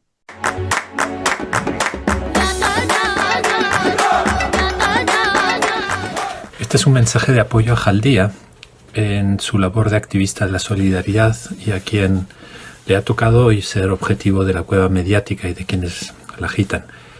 Su caso es uno más en la constante criminalización de la solidaridad, lo que algunos han llamado pues el delito de solidaridad. No es nada nuevo. Recordemos que se criminalizó a los brigadistas internacionales en la Guerra Civil Española, cuando regresaron a sus países. Se criminalizó a las redes de solidaridad con la lucha de independencia de Argelia. Se criminalizó a los internacionalistas en las revoluciones centroamericanas. Hoy se criminaliza a los que ayudan a los migrantes y refugiados y también a los que denuncian el colonialismo. Curiosamente, los más activos criminalizadores de la solidaridad con Palestina son los amigos de Israel y los numerosos voluntarios sionistas de derecha y de extrema derecha que tenemos, por ejemplo, en nuestro país. Yo quisiera aquí aprovechar la ocasión para recordar un par de cosas que tienen que ver con la solidaridad y con la legitimidad de la resistencia. La primera es que la solidaridad no es solo una práctica emocional, una práctica gratuita, light, de mensajes, sino es una práctica política. Y no solamente es un derecho, de hecho, un derecho reconocido, el derecho a ejercer solidaridad, sino también es un deber, una obligación pública. La fraternidad, el apoyo mutuo está en la base, ¿no?, del proyecto republicano. Y así se le recuerda frecuentemente a los estados, incluso en varias resoluciones de Naciones Unidas. Se les llama a actuar ante situaciones no aceptables. Lo que hace Jaldía, de lo que se le acusa, es plenamente legítimo y es la más básica manifestación precisamente de fraternidad y de ciudadanía. En segundo lugar, la resistencia es legítima en algunas situaciones y el apoyo a la resistencia palestina en este caso también. El derecho a resistir la opresión, de hecho, está recogido en numerosas declaraciones de derechos fundamentales desde la Revolución Francesa. A veces se nos olvida que la primera Declaración de Derechos del Hombre y del Ciudadano de 1789, en su artículo 2, ya hacía mención a la finalidad de asociaciones políticas cuyo objetivo era la resistencia a la opresión. Y en la Declaración de los Derechos de la Mujer y de la Ciudadana de Olympe de Gouges en 1791 se recoge exactamente el mismo principio, ¿no?, el principio al derecho a la resistencia a la opresión. En la Declaración de los Derechos del Hombre y del Ciudadano de 1793 incluso hay 3 artículos que hacen del derecho a la resistencia principios fundamentales, ¿no? Es el principio de la resistencia, el artículo 33, el artículo 34, el principio de opresión contra uno es opresión contra todos, ¿no?, o el principio de insurrección, ¿no?, cuando el gobierno viola los derechos del pueblo, el principio del derecho a la insurrección que asiste al pueblo. En Naciones Unidas también, en 1948, en la Declaración Universal de Derechos Humanos, en su preámbulo se dice claramente: considerando esencial que los derechos humanos sean protegidos por un régimen de derecho, a fin de que el hombre no se vea compelido al supremo recurso de la rebelión contra la tiranía y la opresión, ¿no? Es decir, es un elemento que forma parte del acervo legal, jurídico, internacional desde hace mucho tiempo. Ante la frecuente amalgama y confusión intencionada entre resistencia y terrorismo, cabe recordar que el derecho internacional, a través de una resolución de la Asamblea General de Naciones Unidas, reconoce el derecho de los pueblos a resistir el colonialismo y a utilizar todos los medios disponibles, ¿no?, para deshacerse del colonialismo y de la opresión. Es interesante, yo creo, recordar que hay una resolución de noviembre de 1973 de la Asamblea General de Naciones Unidas, la resolución 3070, ¿no?, que lleva el título precisamente de Importancia de la realización universal del derecho de los pueblos a la libre determinación y de la rápida concesión de la independencia a los países y pueblos coloniales para la garantía y la observación efectiva de los derechos humanos, que dice claramente que los pueblos sometidos a regímenes coloniales o de opresión tienen derecho a un derecho legítimo a la resistencia. Y voy a leer un extracto que lo ilustra claramente. Dice la resolución: reconociendo la necesidad imperiosa de poner pronto fin al régimen colonial, a la dominación extranjera y a la subyugación foránea, 1. Reafirma el derecho inalienable de todos los pueblos que se encuentran bajo dominación colonial y extranjera y subyugación foránea a la libre determinación, la libertad e independencia de conformidad con toda una serie de resoluciones que se citan. En segundo lugar, reafirma igualmente la legitimidad de la lucha de los pueblos por librarse de la dominación colonial extranjera y de la subyugación foránea por todos los medios posibles, incluida la lucha armada. Lo dice la Resolución de Naciones Unidas. 3. Y es lo más interesante. Insta a todos los estados a que, de conformidad con la Carta de Naciones Unidas y con las resoluciones pertinentes de la organización, reconozcan el derecho de todos los pueblos a la libre determinación e independencia y ofrezcan ayuda moral, material y de otra índole a todos los pueblos que luchan por el pleno ejercicio de su derecho inalienable a la libre determinación e independencia. La resolución dice claramente que la resistencia es legítima, pero que además los estados están obligados moralmente a ayudar precisamente a estos procesos de liberación. Que haya organizaciones hoy palestinas en listas de organizaciones terroristas diseñadas por Estados Unidos o la propia Unión Europea no deja de ser una paradoja. En particular, en lo que nos afecta más cercanamente. Hay 3 organizaciones palestinas incluidas en la lista de organizaciones terroristas, pero una sentencia del Tribunal de Justicia de la Unión Europea de septiembre del año pasado ha obligado al Consejo de la Unión a retirar, por ejemplo, a Hamas. Hamas ya no está en la lista de organizaciones terroristas. Y curiosamente, el Frente Popular para la Liberación de Palestina, que es miembro de la OLP, es decir, una entidad con la que la Unión Europea tiene relaciones políticas, diplomáticas, contractuales, sin embargo sigue estando en esa lista cuya legitimidad podemos cuestionar. Bien, ánimo al día y seguimos con la tarea. Un saludo.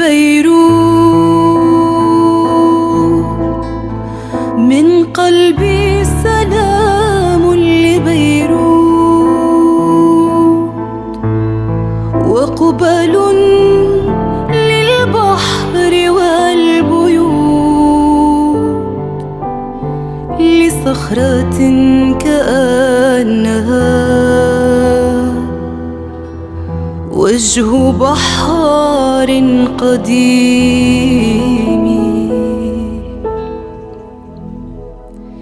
هي من روح الشعب خمر هي من عرقه خبز وسمين فكيف صار طعمها طعم نار ودخان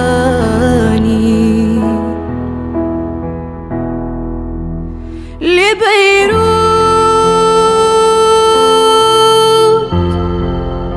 مجد من رماد لبيروت من دم لولد حمل فوق يدها أطفأت مدينتي قنديلها أغلقت بابها، أصبحت في المساء وحدها وحدها وليل.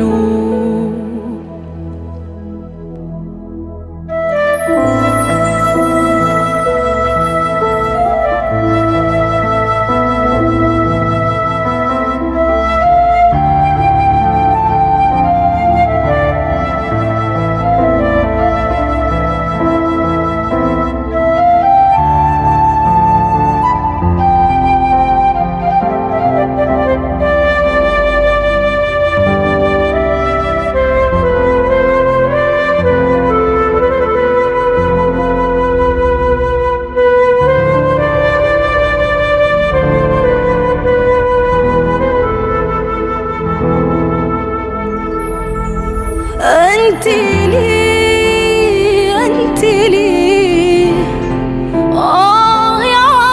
يعانقيني، أنت لي رايتي وحجر الهدي وموج سفري.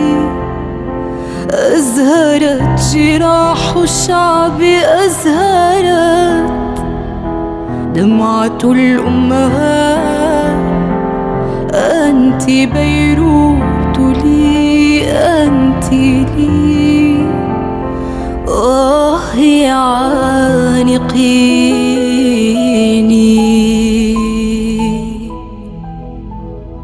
موطني موطني، الجلال والجمال والسناء والبهاء في رباك في رباك. والحياة والنجاة والهناء والرجاء في هواك في هواك. هل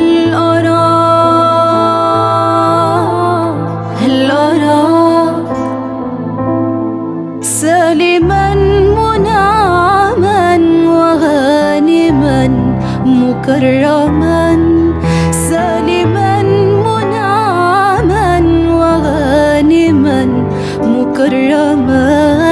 هل أراك في علاك تبلغ سيماك، تبلغ سيماك. موطني موطني موطني موطني. الشباب لن يكل همه أن يستقل أو يبيد أو يبيد. نستقي من الردى ولن نكون للعدا كالعبيد.